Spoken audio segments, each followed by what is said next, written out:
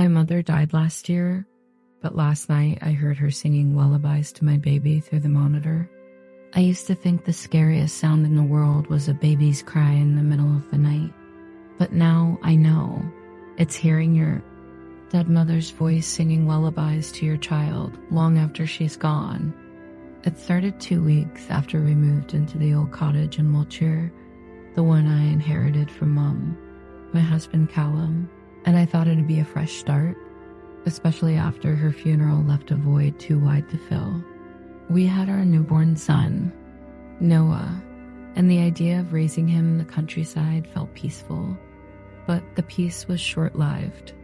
I installed a new baby monitor in Noah's nursery, a digital one with night vision and sound clarity.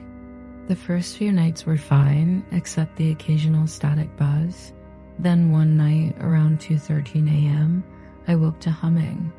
Not the white noise hum of the monitor, but an actual voice.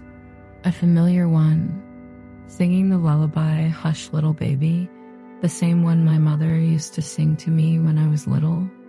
My heart raced. I ran to Noah's room. He was sound asleep. Alone, no windows open, no explanation.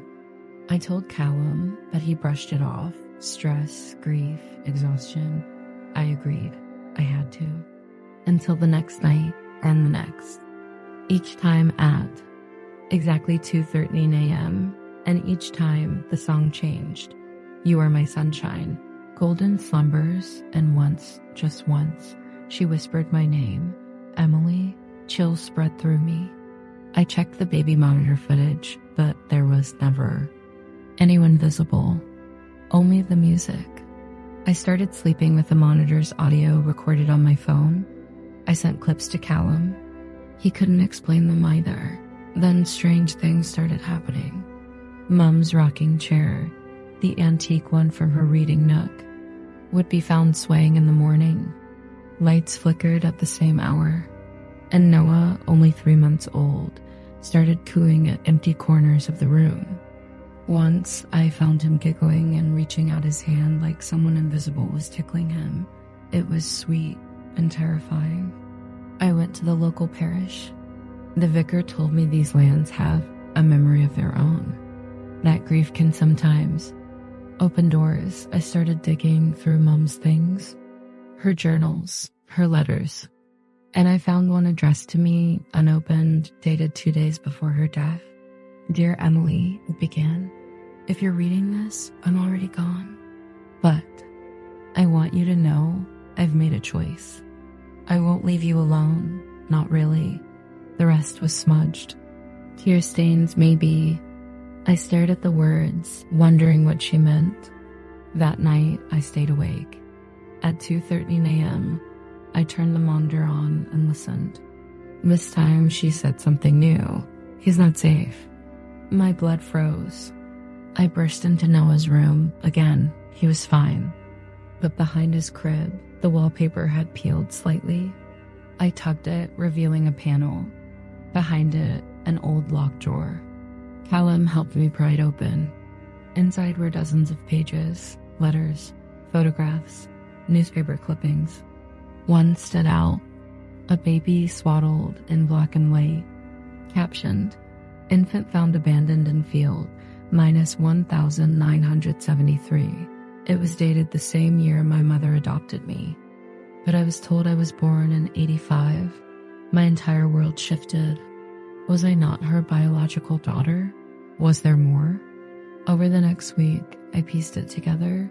Mom hadn't adopted me legally. She found me and raised me as her own. Maybe she saved me from something or someone. I confronted her old friend Margaret, now living in London. She broke down and confirmed it.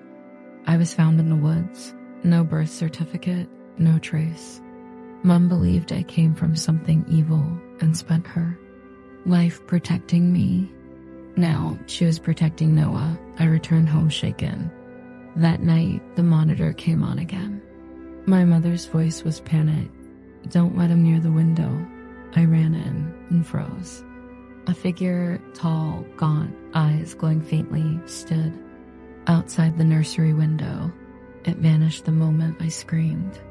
Callum saw it too. We moved Noah to our room. Days passed. Then nothing. Silence. Until last night. One final lullaby. Soft, loving, and then, goodbye, my darling girl. You're safe now. The next morning, monitor fried itself. Screen black. System dead.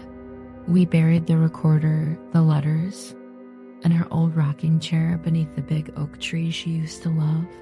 Sometimes I swear I still hear humming on windy nights. But Noah sleeps peacefully, and I know whatever haunted us, whatever watched from the shadows, has finally gone. And Mom, she kept her promise. She never truly left.